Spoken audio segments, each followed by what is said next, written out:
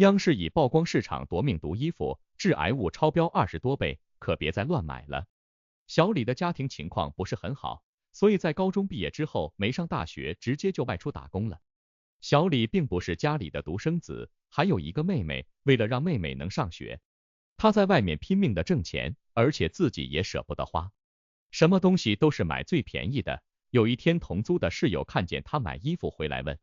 你这次不会又是买的很便宜的衣服吧？小李点了点头，无奈的说，衣服有的穿就行，我还要省下钱供我妹妹读书。他的室友则是摇了摇头说，便宜的衣服很有可能有毒，之前央视就爆出来了夺命的毒衣服，到时候可不仅仅是钱的问题了，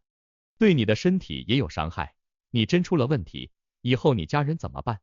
小李也没有直面回答，叹了口气，也很疑惑衣服为什么还能致癌。小李的室友所说的夺命毒衣服到底是怎么回事呢？一、夺命毒衣服带来的危害。现在我们对健康越来越重视，也就会发现我们身边存在着很多的问题，就连衣服也存在一些不合格的商品，危害着我们的身体健康。像小李的室友所说的，央视曝光的产品中就有衣服。那么衣服又是怎样给人们身体带来伤害的呢？原来是出现了致癌物超标20多倍的情况。在之前，湖北省对服装进行了抽检，涉及302批次的产品，在这次抽检中，不合格率高达19.2%，而不合格的原因有很多，其中有一种是可分解致癌芳香胺染料。我们国家其实对于各种染料或者说是化学物品应用在衣服或者是各种行业当中都有着极其严格的控制，但是出现了超标的情况，很有可能是企业本身就没有对质量进行严格的把控，所以所使用的面料完全不合规定，甚至是有的商家使用了早就已经被禁用的偶氮染料。之所以也会用这种染料，是因为染出来的衣服特别显眼，并且颜色可以更加的牢固。可是这种染料用在衣服上，与皮肤接触之后会被皮肤所吸收，也就会影响到健康。其中最典型的症状就是呕吐、恶心、失眠、疲倦等等。这些不良症状持续的时间可长可短，如果长时间穿这样的衣服的话，很有可能会导致癌症。这对于一个普通家庭来说是非常严重的打击。最为可怕的事情是，关于致癌服装并不是个例，在每年的抽检当中，都有商家所产生的异物质量不过关，出现了严重的致癌物超标。除了上面所提到的物质之外，有很多的衣服中还会有甲醛超标的情况。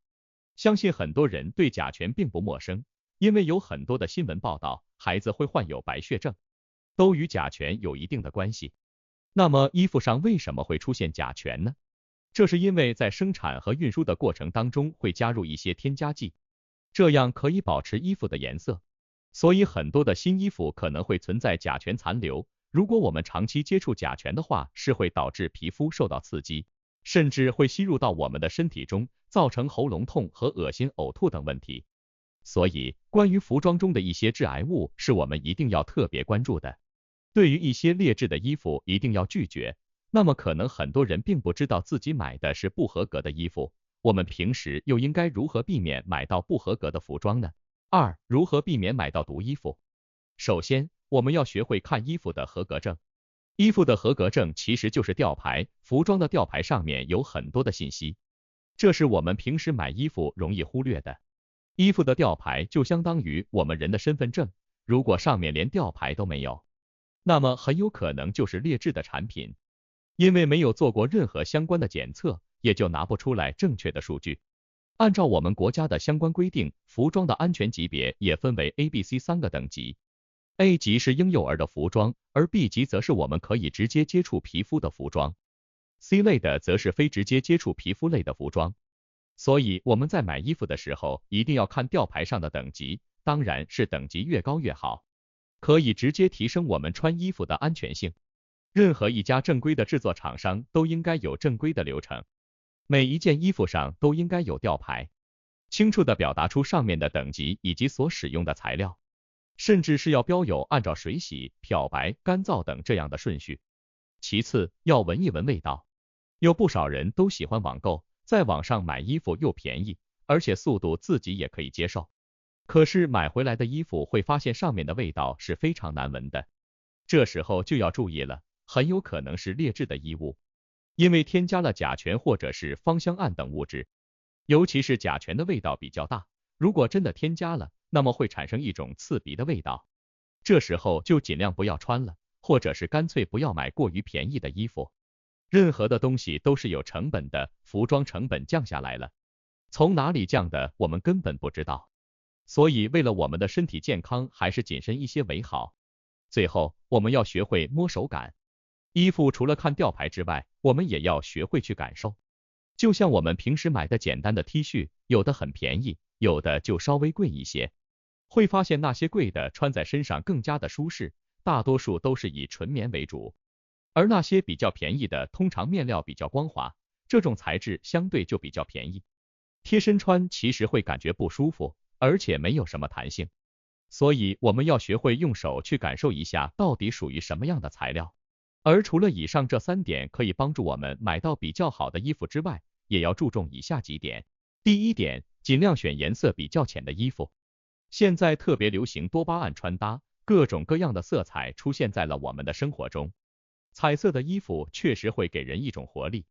也会让人觉得年轻了不少，而且穿在身上特别亮眼。但是鲜艳的衣服要考虑到是不是有一定的危险性，因为从制作工艺上来讲，为了让衣服染色，同时起到固色的作用，会加入一些添加剂，所以我们要考虑这一点，尽量选择买颜色不那么鲜艳的衣服，以浅色系为主。可能很多人都不知道，牛仔裤中就是加入了固定的颜色染料，这样能够使牛仔的布料上色，并且保持其质感。而这种传统工艺加工起来还是非常贵的，还要放一些化学产品，如果化学物质相对较为丰富，那么致癌性是非常高的。第二点，留着购买的凭证。如果我们是选择线下购物，那么在购买完衣服之后，一定要保管好吊牌，还有各种凭证，这是为了防止出现维权的事件，我们也能避免不少损失。如果是在线上购物，那么在衣服买回来的时候，可以选择录一个开箱的视频，这样能够保证自己的权益。因为有很多的衣服只有买回来之后才能够知道具体是怎样的质量，尤其是网购的时候，网购的风险相对更大一些。第三点，带有外贸尾单的产品不要买。会发现现在有很多的网上会显示是外贸尾单，所以卖的特别便宜。这种衣服最好不要买，因为很有可能是小作坊制作出来的，属于一些大品牌的低配版，在制作的过程当中有可能偷工减料，而且可能没有经过任何的检测和验证，这就容易导致我们的身体健康受到影响。买完衣服之后，如果想要更好的话，也要注意以下问题。3. 衣服买回来以后还要这样做。第一，买回来不要直接穿，要清洗。买回来的衣服，即使是价格比较高，或者是在商场买的，也尽量要清洗一下。清洗的目的是为了去除身上的异味，同时清洗的时候也可以看出衣服到底褪不褪色。因为我们肉眼看到的只是衣服的版型和材质，如果选择彩色的衣服是没办法确定到底会不会褪色的。另外，清洗也是为了减少衣服上的细菌。现在在网上买衣服，发回来之后，我们没办法确认是不是别人试穿过的，所以为了安全着想，还是要把衣服清洗一下。第二，尽量不要用机洗，用手洗。第三，我们洗衣服的时候，如果用洗衣机，大多数时候都是攒了一些衣服一起洗。如果是想要洗新衣服的话，尽量不要和自己已经穿的衣服放在一起，因为新买的衣服可能会有一些化学物质，这会导致自己的其他衣服受到影响。用手洗只是简单的搓洗一下就可以，这样还能够检验掉不掉色，又不会影响到其他的衣服。总结，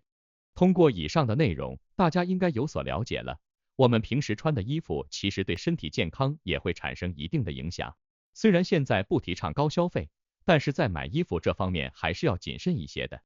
因为有一些衣服虽然便宜，可是买回来却发现质量不行，穿着也不舒适，甚至有可能是劣质产品针对健康所造成的影响，可能是未来花多少钱都弥补不上的。所以我们在买衣服的时候，尽量选择正规渠道，看到便宜的衣服时，也要思考一下这个衣服为什么会这么便宜，肯定是成本降低了，或者是有一些我们并不知道的问题在里面。